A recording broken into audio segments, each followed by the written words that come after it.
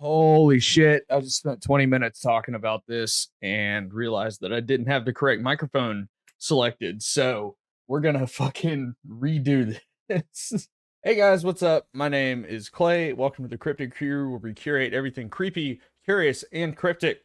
And we're going to be talking about a disappearance involved with the CIA today with Ronald Henry Tammen Jr. It's a fucking doozy.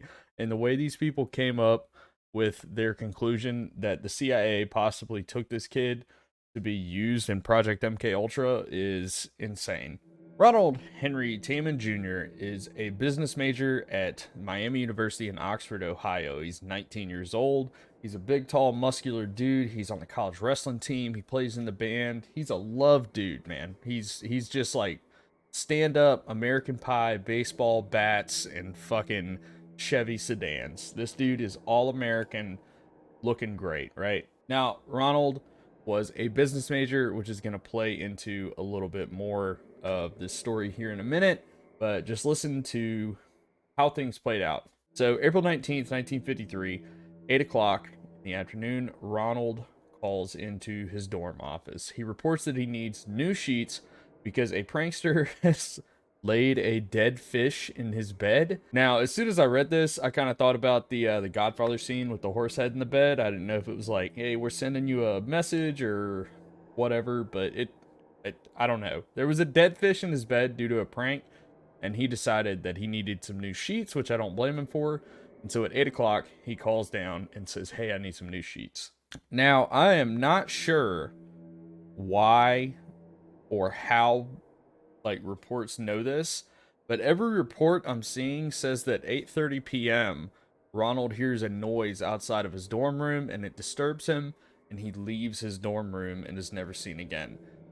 There is no report that I've been able to find, and I may have to dig a little deeper and do a catch up with this, but I can't find anything that says that he, like, who knows that he went out of his dorm room? How did they find that out? I don't know. I can't figure out like if like a dude down the hall from him saw him come out and then went back in his dorm room or something like that. There's no report that says who saw Ron come out of his dorm room and then was never seen again. So I don't know how the reports know that. So reportedly, I don't know how, but 8:30 p.m. hears a disturbance, leaves his room, never seen again. At 10 o'clock p.m., his roommate returns and is a little surprised by what he sees. Now, Ron was a member of Delta Tau Delta at his college. He was a fraternity member, and so his roommate, when he didn't see Ron in the room, first thought, hey, he just went to spend the night at the fraternity house. Understandable, but here's why it doesn't make a whole lot of sense. On Ronald's desk is his keys, wallet, high school ring, watch, like everything that you would put on before you go out for a day. Everything, right? Nobody leaves a house without a ring. I certainly can't. I don't have that option. Not only that, but the lights are on, the radio is playing, and Ron's psychology book is open, laying on his desk. Now, the weird thing about the psychology book, Ronald had dropped his psychology class 3 weeks prior to his disappearance. So there's no reason for him to have this psychology book open. No reason for him to be looking at it unless he was extremely bored and just needed something to look at. But like I said, his roommate didn't find this very weird. He thought he had just went somewhere for the night, so he decided to wait until the next day. He calls the police. The police come in. They start investigating. They find that Ronald's 1938 Chevy sedan is still in the parking lot, has not left. They also find that Ronald's bank account still has roughly $200 in it, which in today's money is between $1,900 and $2,000. It was also assumed that Ronald had $10 to $15 cash on him, which would be somewhere between $90 and $100 today. Now, all of these would point to saying Ronald did not leave here on his own accord, but he's never seen again in a confirmed sense. Roughly 12 miles outside of Oxford, a woman reports to the police after she hears about the story that around 11 o'clock at night, a man matching Ronald's description arrived at her house, said that he needed to know where a bus station was. She pointed him in the direction of the nearest bus station, and he left. Now, that doesn't sound weird until you look a little further into it and realize it was snowing that night. I just looked up on almanac.com what the historical weather was. It was a clear night, visibility of 10.8 miles. The minimum temperature, the low, was 26.1 degrees Fahrenheit, and the average temperature was 30.9 degrees Fahrenheit. Now, I know to a lot of you that is probably not very cold, but to my South Carolina ass, that's fucking cold, man. That's too cold to not be wearing at least a hoodie.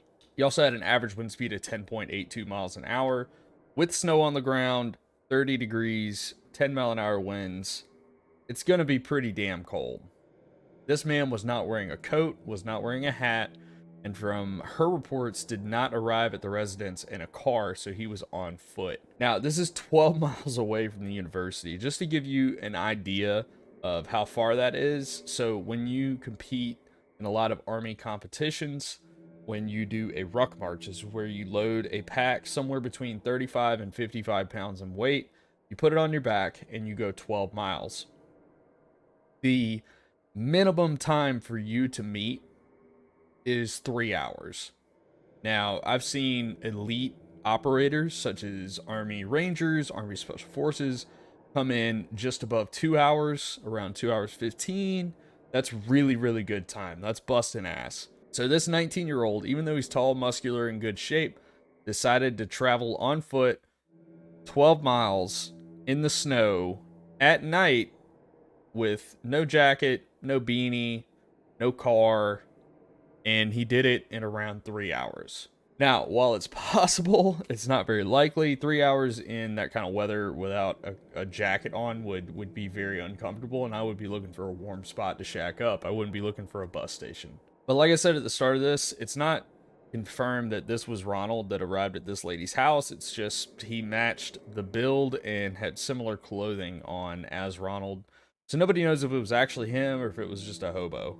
Now, just to clarify that there were no other sightings of him, there were more than 400 students that searched 3,000 acres and the entire Fisher Hall campus, which was Ronald's dormitory, and they never found a trace of him. Now, the FBI did get involved in this search, according to RonaldTammen.com.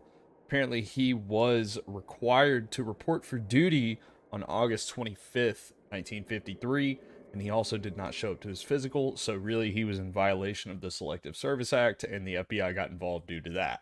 Now, for the logical among us, we may think Ronald managed to just run off, or he decided he was gonna go to a different country, dodge the draft, not go to Korea, all that kind of fun stuff. It would be understandable for a young man to perhaps come to the conclusion that, hey, I don't want to fight or whatever and go to Canada or Mexico or something like that. But you got to remember he's in Ohio. He's not in a state where that's easily accessible or easy to get away from. Now, if we're looking at this case from a logical standpoint, it's over, right? He's gone forever. Nobody knows where he went. And maybe his cold case will get opened up in the future. Well, Ron's cold case was opened up in the future. And in 2008, the Butler County Sheriff's Office reopened the case. But here's the fun part. Here's where it starts to get weird. This is the first hint of weirdness in this case. The Oxford PD could not provide a single shred of archived evidence from 1953 for Ronald Tammen's case. The only thing they had was one page for a traffic citation that Ron had gotten the month before he disappeared. The only way that we have any record, any written record of Ronald Tammen Jr.'s disappearance is an administrator named Carl Knox, who had a bunch of handwritten notes that were able to be archived and, you know, have the whole story re-reported. As far as PDs go, there are no archived pieces of evidence for Ronald Henry Tammen Jr.'s disappearance. So now that we've arrived at the first weird stage of this case, now we get to look at the fun stuff.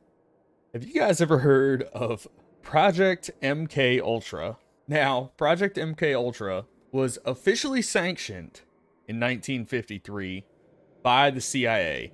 The CIA was formed in 1947 or 1948, but it was very fresh at the time. And in 1953, they got the sanction to start the experiments for Project MK Ultra. Project MK Ultra is a experiment, human experiment for interrogation where they would take people and inject them with LSD, and they would perform psychological and inhumane treatments on them to see how it would affect them. Essentially, they were brainwashing and drugging people to figure out how they could get the truth out of them. Now, these projects went on until 1973.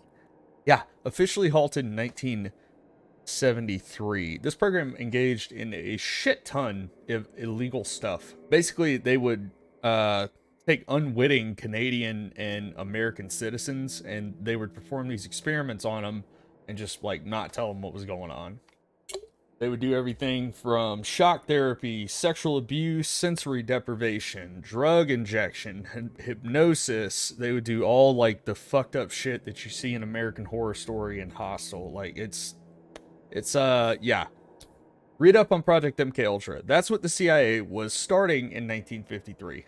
Now that we know a little about the CIA and Project MKUltra, we are going to talk about H.H. Stevenson. We're also going to talk a little bit about Dr. Garrett Boone. So Dr. Garrett Boone was the Butler County coroner, and he was also a practicing family physician. 5 months before Ronald disappeared. Yeah, that sounds really dumb. Which, this fact also wasn't brought to the public's attention until 20 years after the disappearance. So Dr. Boone informs the public that 5 months before his disappearance, Ronald had come into his office for an appointment and wanted to get his blood type tested. Now, in 35 years of practicing, Dr. Boone said this was the only time anybody had come to a coroner in order to get their blood type tested and figure out what it is. Why that's weird, I have no idea, but it seems weird. Now, H.H. Stevenson was a housing official at Miami University. He's the one who allowed Ronald to have his 1938 Chevy sedan on the property at the school. So, August 5th, 1953, Stevenson and his wife are returning from vacation, and they are in Wellsville, New York. They stop in a hotel, and they are going to eat dinner at a restaurant inside of the hotel. And Stevenson could swear that somebody who is the spitting image of Tammen is sitting at a table eating dinner in the restaurant. He said that Tammen was sort of looking right through him. That's his exact quote. Now, Stevenson doesn't say anything to him. He leaves, and he kind of thinks about it. He's like, I should go back and make sure that wasn't him. So he turns around, goes back in. By the time he has gone back in, Ron and the large group of men that he was eating in the restaurant with were all gone. Now for the surface dimension of why Ronald Tammen is suspected to have been used by the CIA or something, and was suspected to have lived 42 years past his disappearance. Now, Jennifer Wenger, I can't remember how to say her name. I remember her name, Jennifer Wenger, we'll go with that. She, in 2010, decides to start looking in the case, spends the next 9 years looking into it. She discovers that in the FBI's database, Ronald Tammen's fingerprints were removed from the database in 2002. Now, apparently, I haven't been able to find anything definitive on whether or not this is a thing. Apparently, 7 years after somebody has been deceased, their fingerprints can be removed from the FBI's database. It is suspected that Ronald passed away in 1995 because his fingerprints were removed from the database in 2002. Now, if his fingerprints were on file for 59 years afterwards, what would be the point? Why would they keep fingerprints on file for 59 years post disappearance? That I don't get it. Now we get into the deep dive shit. So there was once a man born in 1884 named Clark Leonard Hull.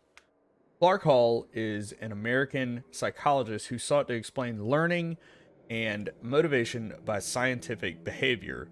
He also wrote an entire book on hypnosis. Now, 3 people studied under Clark Hill that are mentioned in the research that I've done.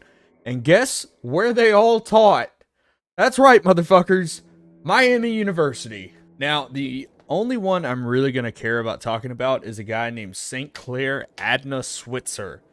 So St. Clair Adna Switzer was a psychology professor, and he was also in the Air Force Reserves as a colonel or lieutenant colonel. I've seen both of them on the internet. So he was an officer in the Air Force Reserves. Now, most of his publications come from the 1930s. Obviously, the 1940s were a little busy with war, so he was involved in a lot of that. Now, Switzer ends up being, you guessed it, the psychology professor of Ronald Henry Tammen fucking Jr. Now, he was also a pharmacist, a registered pharmacist, a psychologist, and an Air Force officer. So he knows about drugs, the military, and psychology, and hypnosis. He knows about all these things because he studied under Clark Hall. Now, on Tuesday, March 25th, 1952, a young foot soldier decides he's going to sit down and write a memo. This man's name is Robert J. Williams. He is a former naval commander, and he is now, at the age of 38, one of the head honchos of the OSI, who is closely in tie with the CIA. Williams, at the time, was the project coordinator of a operation called Operation Artichoke, which was a CIA secret program where they aimed to control people's thoughts and their minds and behaviors with drugs, hypnosis, and a whole bunch of other nasty shit. And this memo would be titled I and I, which, due to speculation, is thought to have meant interrogation and indoctrination. Now, when looking for hypnosis researchers for Operation Artichoke, the CIA came across one fella. Can you guess who he is? That's right, motherfuckers. Clark Hall. The dude who was the mentor and, teacher of Switzer. So the psychology pharmacist professor and Air Force officer was underneath the guy who had been brought in on Operation Artichoke, and he was also the professor of the kid who went missing. So just imagine that you're looking for help from one of the best hypnosis guys that ever existed at the time. You call him, his health is in decline, he's getting pretty old, he's out of the hypnosis business, and he says, well, I've got these 3 dudes that I've talked to. One of them is an Air Force officer. The Air Force worked very closely with Operation Artichoke and Project MK Ultra. But I have these dudes that I trained. One of them is an Air Force officer. Maybe give him a shout. So that's really the rabbit hole of it, where the CIA was looking for prime fucking candidates for MK Ultra and Artichoke, and they tried to get in contact with Clark Hall, who was a hypnosis expert, and he was not up to the task, so he passed along Switzer's name, who was the professor of Ronald Tammen, and it kind of downspiraled from there. And maybe Ronald Tammen was kidnapped by the CIA and brought in MK Ultra. Maybe he became some kind of part of it. Maybe he was brought into it as like an understudy of Switzer. Maybe that's why he had the psychology book out, even though he didn't have the class anymore. Maybe that's why he dropped the class, to try and remove suspicion from himself that he was associated with Switzer on the outside. Obviously, this is all fucking speculation, and this is a deep rabbit hole that you have to read pretty fucking far into. I've got like 6 different tabs open right now, all with like bullshit CIA information. So it's a deep rabbit hole. If you want to look into it, it's really interesting. I'll put some links in the description. RonaldTammen.com is the main page where I would recommend you take a look at, because there's a ton of information from a single researcher who's done a lot of work. But it's a fun rabbit hole to get down. It's always fun to look into CIA conspiracies and all that kind of stuff. Obviously, we know Artichoke and MK Ultra were very real things that happened, so it wouldn't be beside the US government to have taken somebody and put them into a secret lifestyle where they were never the same person again. But realistically, in 1978, Fisher Hall was torn down, and it was searched for remains of Ronald Tammen Jr., and there were no remains ever found. Ronald Tammen Jr. is still technically missing since April 19th, 1953. So I hope you guys enjoyed this video. I did a lot of research for it. If you enjoyed it, please let me know you did with a like and a sub. If you don't feel like doing that, I understand too. If you want to suggest something for me to look into, please let me know in the comments down below. I hope you guys have a great week. Keep it cryptic, and I'll see you guys later.